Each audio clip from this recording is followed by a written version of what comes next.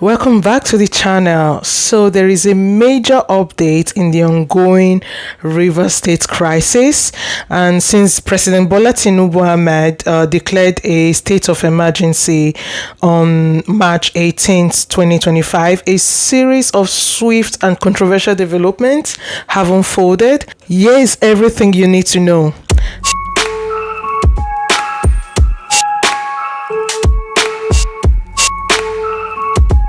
So, on March 20th, 2025, the Nigerian National Assembly officially approved President Tinubu's declaration of a state of emergency Rivers State. This ratified the suspension of Governor Fubara, his deputy, and all the members of the Rivers State House of Assembly for an initial period of 6 months. Now, here is an article from Channels TV. So, this was dated 20th of March. It says NAS approves Tinubu's Rivers emergency rule despite opposition. The president showered praises on the lawmakers for supporting his emergency rule in Rivers, but many Nigerians are dismayed by NAS' position. And here it says, despite stark opposition to the presidential proclamation imposing a state of emergency on oil-rich Rivers State, Nigerians' two top legislative houses approved the March 18th declaration by President Tinubu before the expiration of the 48-hour time allowed by the 1999 Constitution. I will leave a link to this article below, and so that you can go have a look for yourself. Now, the move aimed at quelling rising insecurities and political unrest in the oil-rich states sparked immediate backlash.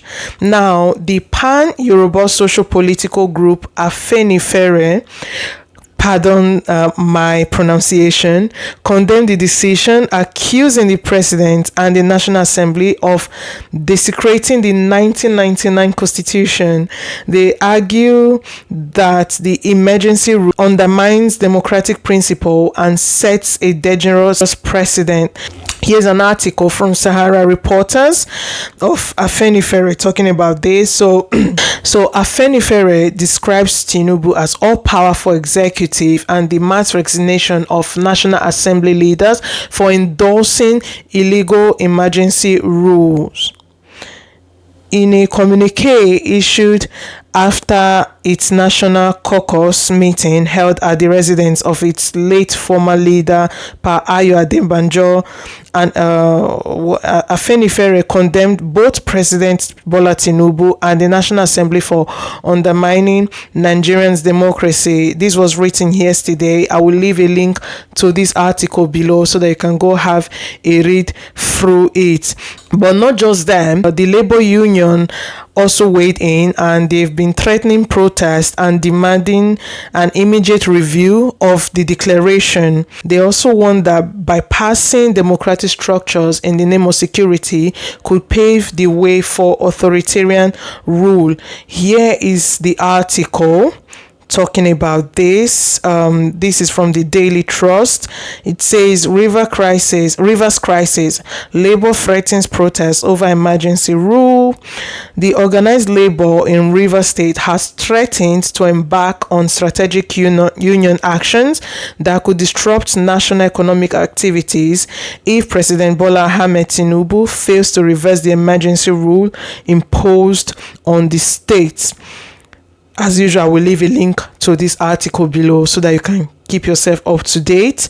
Now, legal analysts are split. Some believe Tinubu acted within the framework of Section 305 of the Constitution to prevent total collapse in the state, whilst others argue that the dissolution of elected leadership and consolidation of executive power is a gross overreach.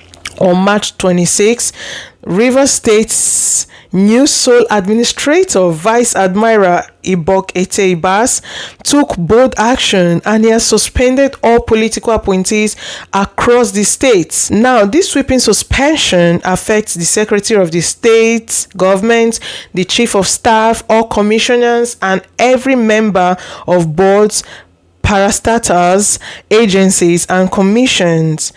Now, here is an article from Punch talking about this. It says Rivers Sole Administrator suspends political office holders. This was dated yesterday as well, and I'll just read one or two paragraphs. So it says, in a statement on Wednesday, the chief of staff to the administrator said the decision was made under the powers granted to Ibas by President Tinubu. Those affected include the Secretary of State Government, the Chief of Staff, all commissioners, chairpersons, and members of boards, agencies, commissioners, and parastatals, as well as special advisors, special assistants, and senior special assistants. And we've got here, it says, where there may be no permanent secretary, they are to hand over to the most senior director, head of administration, the statement read. Now we've got another article from Arise TV, and it says that a court has been asked to sack Rivers State Administrator and to void his decisions.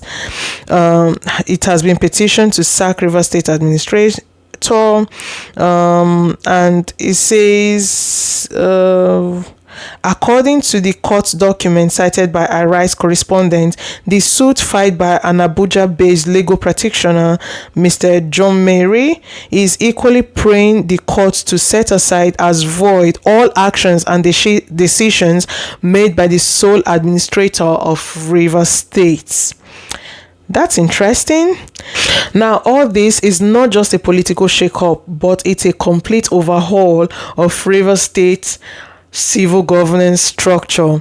While some residents support the intervention as a necessary move to end chaos, others remain deeply concerned about what this means for democracy, accountability, and civil rights in Nigeria. What do you think about these developments? Is this the leadership Rivers State needs, or are we watching a dangerous erosion of democracy?